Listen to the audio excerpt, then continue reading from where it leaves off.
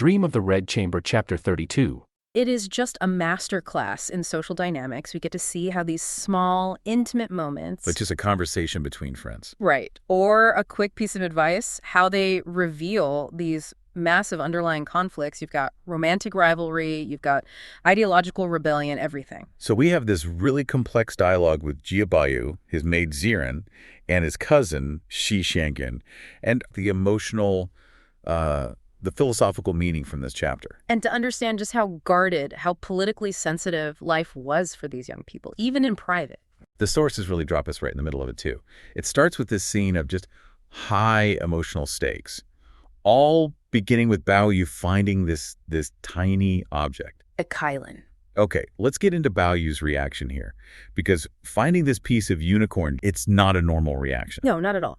So the Kylan or Quailan, it's this mythical creature. It symbolizes good fortune, high rank. But his emotional investment in it is, well, it's way beyond just superstition or status. It absolutely is.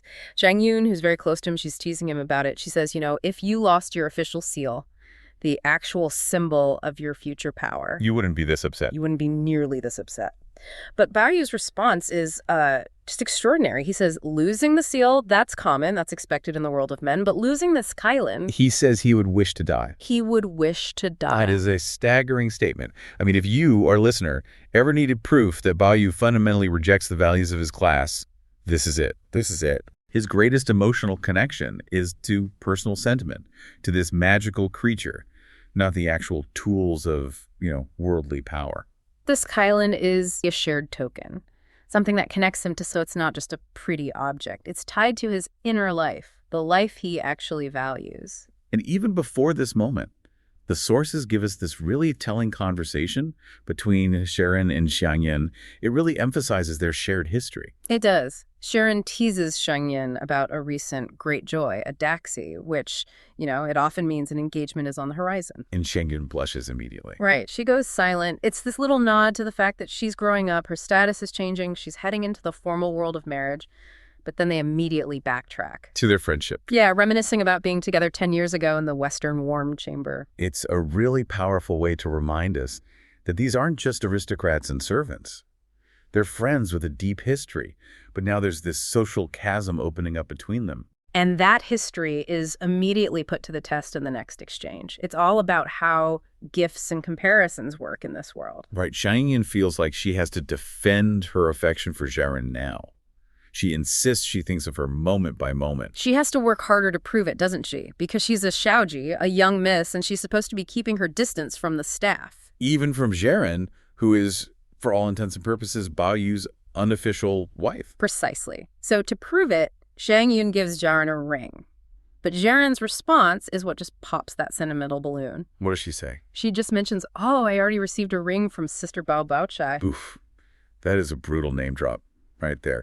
Just a casual reference to Bao Yu's other major romantic interest, the one everyone thinks is the perfect match. And this forces Zhang Yun's hand. She has to weigh in, and she delivers this huge endorsement of Baochai, saying flat out, there is not one of the sisters better than Sister Bao. She goes even further, doesn't she? She does. She wishes they were born of the same mother.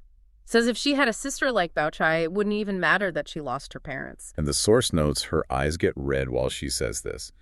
This is genuine. It's a heartfelt wish for that kind of kinship, but Bao Yu's reaction. He shuts it down immediately. Stop talking about this. Yeah. No discussion. It's like an emotional alarm bell just went off. And it shows how fragile his domestic peace really is. Zhang Yun gets it instantly. She knows he's terrified that his other cousin, Lin Daiyu, The intensely jealous one. will hear this praise for Baochai and just cause a massive scene. This is what I find so fascinating, this constant state of emotional risk management. He has to police what his friends say just to manage Daiyu's temperament. It's a full-time job, and it confirms that a simple, heartfelt compliment to Baochai is a forbidden act. His life is totally constrained by managing these jealousies. And that tension, it just bleeds into the next scene. It all comes out over a seemingly simple domestic request. Which brings us to the shoes and the scissors. Right. So Shirin says she's not feeling well, and she asks Xiang Yun to do this very specific, very sensitive task for her. Which is? A pair of Baiyu's shoes, specifically from the inner sole. But why ask Xianyun? I mean, surely they have sewing staff for that. That is the key question. Shiren implies that since the work is for Bayu, it can't just be given to anyone, it's intimate. It's a subtle test of affection, disguised as a request for help. A service only a true intimate could provide. And Jiang Yin agrees, but she uses it as an opening, doesn't she, to voice her own resentment. She does. She asks sarcastically if she's become their slave, and then she brings up this old incident with a fan cover she made for Bayu. And this is where it all tumbles out, the real emotional history of the house. Exactly, this beautiful fan cover she made. Someone took scissors and just cut it up into 2 pieces. She's asking, is this what I get for my efforts? So Shiren and Bayu have to fess up. They do. They confirm Bayu had no idea Jiang Yin made it. And here's the reveal. Shiren had actually lied to Bayu, saying some new girl made it. Why would she do that? Probably to gauge his reaction. But Bayu showed it off, and Jiren admits that display angered Lin Dayu, who then went and cut it in 2. Wow. So Dayu isn't even cutting Jiang Yun's work. She thinks she's cutting the work of some new phantom rival. Precisely. The slightest little disturbance in Bayu's orbit, and you get this incredibly fragile, destructive reaction from Dayu. But then Jiren gives this crucial piece of context that completely reframes Dayu's actions. It explains why Jiang Yun is expected to repair shoes while Dayu gets to cut things up. And the answer is Dayu's health, her physical fragility. Jiren makes it very clear Dayu cannot be asked to do needlework. The old mistress is worried she'll overwork herself. Yes. The doctor specifically said she needs quiet nourishment, complete rest. And Jiren has proof of this. Solid proof. Last year, it took Dayu a whole year to make 1 sachet. This year, she hasn't touched a needle in 6 months. That detail is so important, it changes everything. While Jiang Yun and Bao Chai are actively contributing, showing their virtue through service. Making shoes, giving advice. Dayu can't. Her body constrains her. She can't create harmony through labor. So she exerts control through passion, through these volatile, even destructive acts. It's the only real physical agency she has left. That is a powerful insight. She's operating in a totally different lane. And just as we're deep in these private household dynamics, the outside world comes crashing in. The ideological standoff is about to start. Right when the domestic drama is at its peak, someone announces that an important official, Jia Yukun, has arrived. And Bayu's father is demanding that Bayu come out and meet him. Bayu is instantly furious. He's complaining that they always insist on seeing him. The mere thought of having to network is just an assault on his artistic soul. And this is the critical collision, right, between Bayu's inner world and the rigid demands of his society. He's being forced to perform his status. And Jiang Yun steps in here as the voice of convention, of reason. She tries to gently encourage him. She says, look, even if you don't want to study for the civil service exams, you still need to meet these officials and ministers. She's giving him survival advice. The essential advice. She tells us he needs to discuss the scholarship of statecraft and economic affairs, the Shitu Jingji. It's the only way to handle the world, to secure friends, to maintain the family's power. It's the measure of a man's worth in his society. And Baoyu's rejection of this is just. It's total. It's violent. He snocks at her. He declares he is vulgar among the vulgar, Suzong Yusu, and he doesn't want anything to do with these people. It's more than just being a rebellious teenager. It's a full-blown philosophical war on his entire civilization's value system. Yes. He sees the path to power and stability as spiritually contaminating, and he tells Xianyun to leave right now before he contaminates her with his views. He's defining himself by what he rejects. And this rejection is so core to who he is that Shiren immediately uses it. To draw the final definitive comparison between Bao Chai and Dayu, and it's all about one thing: composure. Han Yang. What's her example? She remembers a time Bao Chai gave Baoyu the exact same advice about statecraft. And his reaction? Even more rude, maybe? He just coughed, stood up, and walked away without even letting her finish her sentence. Just physically dismissed her. How did Bao Chai handle that? I mean, being so disrespected. Shiren says she was embarrassed for a moment. Her face turned red. But, and this is a crucial part, she recovered almost instantly. No drama. No drama. Shiren praises her for her containment, her broad heart. She just acted normally afterward. No resentment. So in the emotional economy of this household, that composure is the ultimate prize. Bao Chai is stable. She can absorb a huge insult and maintain order. And Shiren contrasts this directly with Dayu. She delivers the final judgment saying if that had happened to Lin Dayu, who knows what kind of scene she would have made or how she would have cried. The implication being Dayu would have thrown the whole house into chaos. But Bayu leaps to Dayu's defense, and this is where you see where his loyalty really is. He demands to know if Dayu has ever spoken such nonsense talk. That Hunzonghua of statecraft? Right. And he vows that if she ever had, he would have broken off relations with her long ago. Meanwhile, Dayu's state of mind. Her anxiety. Why, on this specific day, does she feel like she has to stop and listen in when she sees Bao Yu rush off to meet his cousin? well, Dayu is basically living in a constant state of fear. You have to remember, she's an orphan, and she knows her position in this huge, powerful family is, well, it's fragile. So her mind is always kind of primed to see the worst-case scenario. Exactly. And her immediate worry here comes from something the sources call wild, unofficial histories. Think of them as like the romance novels or the pulp fiction of her time. Right, the kind of stories with very clear tropes, you know what's going to happen. Precisely. And in those stories, the talented scholar and the beautiful lady always get together because of some matching object. You know, a pair of mandarin duck carvings, a jade ring, something like that. Symbol. A symbol, yes. And the problem is Bayu has his magic kiln. And now his cousin, Xiang Yan, just happens to have a matching kiln. A matching mythical creature. Oh, no. So Dayu is terrified. She thinks this is it. This is the literary trope coming to life, and that Bao Yu is going to use this kiln as a sign to, make a match with Shang Yin and push her out completely. So she's not just being nosy, she's there to observe the situation, to see if her greatest fear is about to come true. But the conversation she overhears is, it's not what she expects at all. Zhang Yin isn't talking about poetry or romance. She's talking about economy and governance. The practical stuff. She's telling him to get serious about his career. And this is where Bao Yu passes the loyalty test with, flying colors.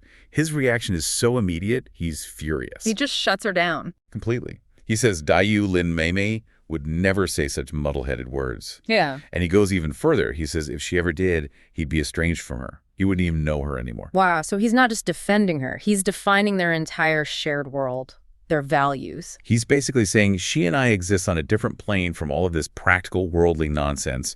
He's declaring her his spiritual and intellectual equal. And this declaration, this incredible moment of loyalty, sets off this emotional chain reaction in Dayu.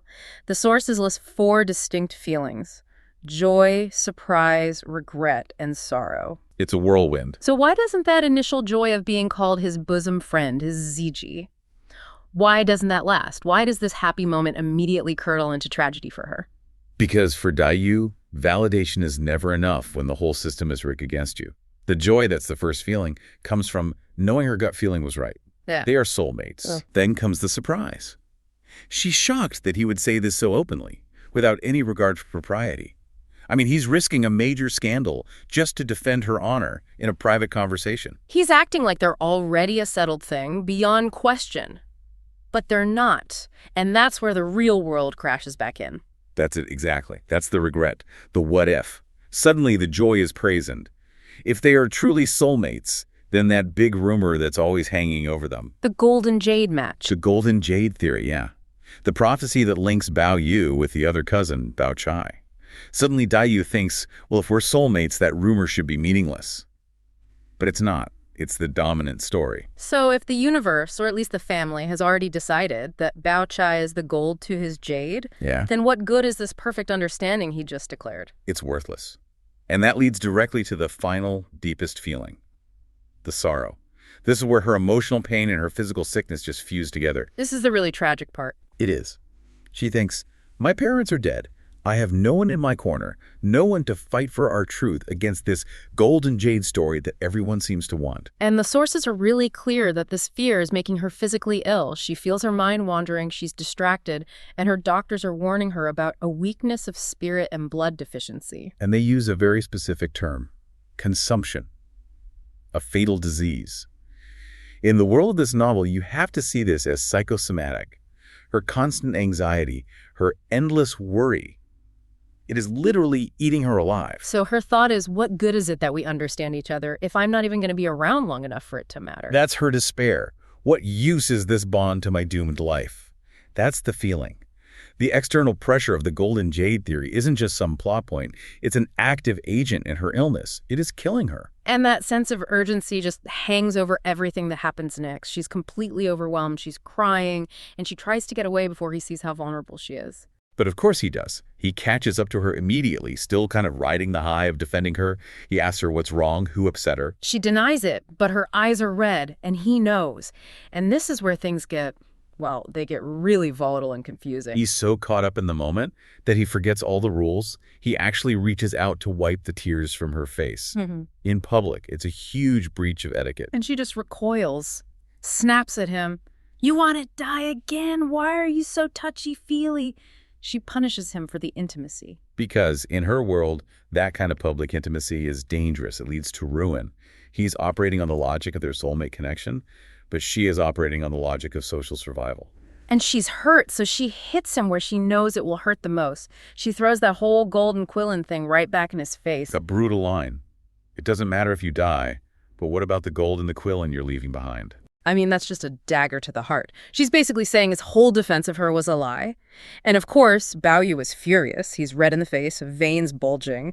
He accuses her of trying to provoke him. But just as quickly, she regrets it. You see them do this dance all the time. They hurt each other to preempt the world from hurting them. She sees his anger, and her mood just flips. She gets close and gently wipes the sweat from his forehead. And that shift from that really sharp verbal attack to this quiet, physical act of care. That's what opens the door for what happens next. It creates the space for it, yeah. He just stares at her for a long time. There's this heavy silence. And then he finally says the 3 words that change everything. You can stop worrying. And he thanks him. It's so much more than just don't worry. It's a plea. It's a promise. It's a cure. She pretends not to get it at first, makes him spell it out. And he does. He says, your constant worry, your unrest. That's why you're sick. That's why you're getting worse every day. He's telling her, I see you. I see the real source of your pain. And I'm telling you, it doesn't have to exist. Trust me. He's not just validating her feelings. He's diagnosing her illness and offering the antidote all at once. The sources say it hits her like a thunderclap and a lightning strike. Because it's a truth so deep, it feels more real than if she had thought it herself. He gets her completely. And then they just stand there. The book says they are filled with 10,000 phrases of unspoken words, but they can't speak. They've said it all with just those 3 words. The moment only breaks when she starts to cough and cry and she turns to leave. And all she says is, I already know what you mean. It's the absolute emotional peak for them. They've done it. They've affirmed their bond against everything. But of course the chapter isn't over, not by a long shot. No.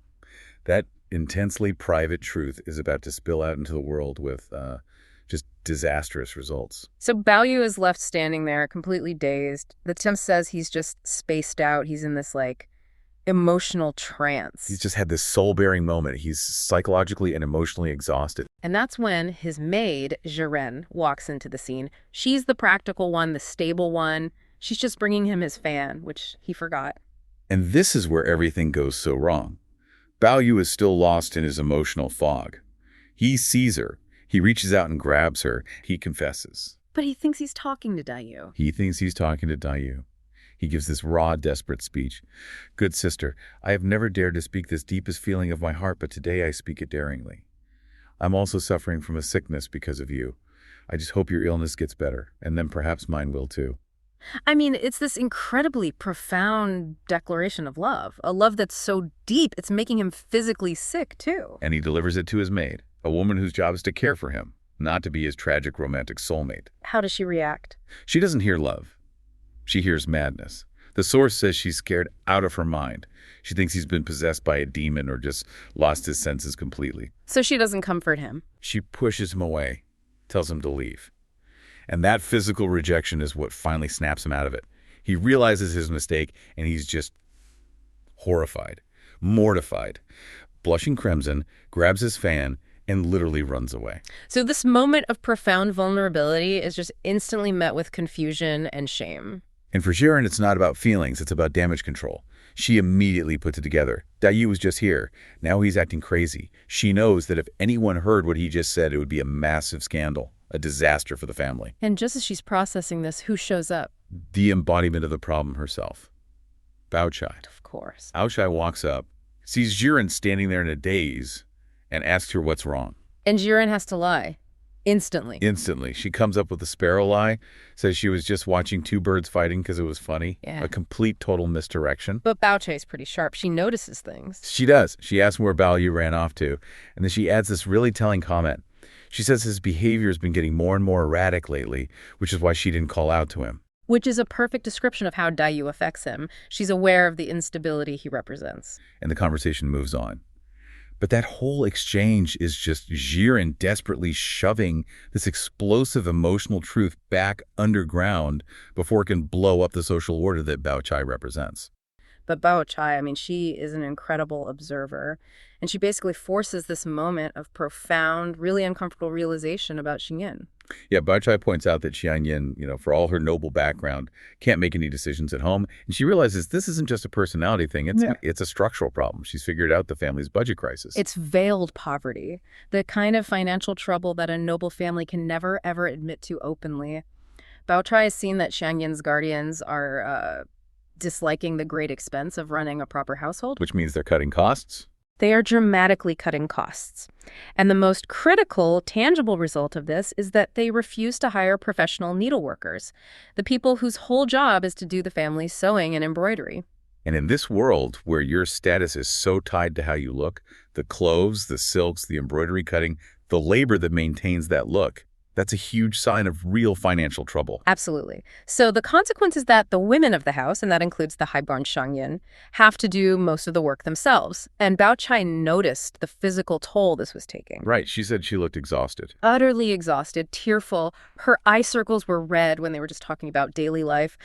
And Bao Chai immediately connects that suffering to the pain of being an orphan who has to depend on, stingy relatives. Okay, but hold on. If Bao Chai sees her struggling, and they're basically family, why not just give her money? Right. Let her hire a needleworker. Why is the solution they land on this mix of collaboration and secrecy? That gets right to the heart of the social rules, doesn't it? The problem isn't just a few coins for thread. The problem is the appearance. The fiction must be maintained. So Xiangyan can't admit her family is too poor to have staff. She can't. It would cost the family prestige or face. And Bao Chai, who is so aware of this, can only help within the boundaries of that social fiction. She can't break the rule. That distinction is so key. And we see it play out when Bao Chai's observation suddenly makes Yuren, the maid, understand her own interactions with Xiangyan. It's like a light bulb goes on. Yes. Sharon confirms the whole thing. She suddenly remembers she'd asked Xiang to make 10 simple butterfly knots last month. Just a small favor, right? Oh, so she thought. Exactly. But now Sharon realizes she was asking a noble woman to pull all-nighters. And Xiangyan took forever, and the knots were so badly made, she had to tell Sharon to just wait, and she came to stay over so she could make better ones. And Jiren realizes, with this sense of shame, that Xiangyan was probably working until 3 in the morning to do these little favors she couldn't refuse. It's the hidden labor of the noble dependent. And then you have another layer of complexity, which is the bizarre demands of the household itself. Jiren explains her problem. The young master, Bao Yu, is, he's obstinate and contrary. A difficult, emotional kid. Very. And he insists that professional artisans are not allowed to make any of his personal things, big or small. So Jiren is completely stuck. She needs this stuff made to keep the young master happy. But he's banned the professionals, and the only other person who can help is already collapsing from exhaustion. It's like this internal supply chain crisis run entirely by women. Which brings us to this beautiful little moment of shared burden. To solve Jiren's problem, Bao Chai, ever the pragmatist, just offers to make some of the items herself. But the cover-up is everything. She tells Jiren, just say you did it. And that detail just shows you that keeping daily life running in this hierarchy is only possible through lies. Small, calculated deceptions. The whole system runs on stealth. And just as we're settling into this quiet little conspiracy about embroidery, the whole atmosphere is just instantly violently shattered. Yeah. The intimate scene is just ripped apart by a crisis. An old woman bursts in, completely out of breath, and announces that Jinchuan, one of Madame Wang's most trusted maids, has suddenly thrown herself into the well and died. And the shift from embroidery to this visceral death is so jarring. And we get the context immediately. The maid had been kicked out by Madame Wang a few days before for some reason. She'd been at home just crying and crying, and then her body was found. This isn't an abstract worry anymore. It's a huge, high-level political problem. Right. And the initial reactions tell you everything. They show the two modes of operating in this house. Emotion versus management. Jiren, the other maid, is just startled. She asks which Jinchuan, and then she just starts crying, talking about their kinship. She feels the human loss. But Bao Chai's reaction is just odd. She finds it odd, and she immediately leaves the emotional Jiren and goes straight to Madame Wang, not to mourn with her. No, to start damage control. This is where her masterclass in crisis management really begins. So we join them, and Madame Wang is just weeping alone, completely overcome with guilt. Yes, and Madame Wang says she chased Jinchuan out after the maid broke something, and Madame Wang, in a temper, beat her a few times. Okay, so there was violence involved. Yes. Yeah. And she says she was going to call the maid back after things cooled down, but now that Jinchuan was so spirited that she killed herself, Madame Wang is just weeping, saying it was my sin. And this is where Bao Chai steps in to just neutralize that guilt. She knows that guilt is a liability. It threatens the stability of the house. It threatens Madame Wang's status. So her first piece of advice is just don't dwell on it. And then she performs this surgical rationalization. It is designed entirely to protect the person in power. Crucially, Bao Chai just dismisses the suicide theory completely. Throws it right out. She says directly the maid was not throwing a fit and throwing herself into the well. Instead, she offers up this clean, preferred narrative. Jinchuan was just wandering around. She was being playful near the well. She accidentally fell in. That is the essential deflection. Because if it's suicide, it means Madame Wang was cruel. It's a moral failure on the mistress. But if she just lost her footing, well, that's a tragic, impersonal accident. It's a story designed to shield the powerful. And if that wasn't cold enough, she gives this final, brutal statement that just solidifies the whole hierarchy. Bao Chai argues that even if it was suicide, Jinchuan was just a muddled person, and therefore not worth pitying. That right there is Bao Chai defining the value of a servant's life. She's telling Madame Wang that even if the truth gets out, the system sees this life as disposable. The disruption to the elite is what matters, not the individual tragedy. Wow. So with the emotional story rewritten and the guilt taken care of, Bao Chai moves straight to the practical solution. Money, financial compensation. Exactly. Yeah. She suggests rewarding the family with a few more ounces of silver to handle the funeral and basically settle the debt, close the books on the master-servant bonds. And Madame Wang confirms she's already given the mother 50 ounces of silver. 50 ounces. That's a lot of money. It's not just pocket change. It reflects the maid's high status, for one, but also the scale of Madame Wang's guilt, right? Yeah. And the need to buy their silence. It's the cost of closing the ledger. You're paying to make sure the family accepts the official story, buries their daughter quietly, and doesn't hold the household responsible. It's not charity, it's very expensive risk management. But there's this one last strange problem, and this is where all the cultural anxiety comes out. Madame Wang is worried about burial clothes. Yeah, she wants to use 2 sets of new clothes that are made for the girls, but she runs headlong into this major cultural taboo. She specifically rejects using the new birthday clothes made for Lin Daiyu. She's terrified of bad luck. Why Daiyu's clothes, specifically? Why are they so dangerous? Because Daiyu is already seen as being fragile. She's prone to misfortune and illness. In this world, the line between life and death is guarded by ritual. So using clothes made for the living, especially for a birthday, a celebration of life to dress a corpse is seen as inviting disaster. You'd be transferring the misfortune of death back onto Daiyu. Exactly. It's an unthinkable risk for the family. So Madame Wang's guilt is now mixed with this terrifying fear of metaphysical payback. She's about to scramble a tailor to rush an order, which would just add more chaos. Bao Chai just cuts through all of it. One final, perfect, pragmatic move. She offers 2 sets of her own clothes that she just had made. It is pure, ruthless efficiency. She saves Madame Wang time. She dodges the bad luck taboo with Daiyu, and she seals the deal. She reassures her, I never count these things, and says Jinchuan had worn her old clothes before, so the size is right. It's the move of a true leader in that environment. The crisis is managed, the guilt is rationalized away, the money is paid, the clothes are sourced, and the official safe narrative is set in stone. Bao Chai isn't acting out of compassion. She's acting out of a need for immediate, total household stability. And the scene ends with Bao Chai noticing the Bao Yu is nearby, weeping. So the powerful have settled the crisis, but the sensitive young master, he still feels the human cost.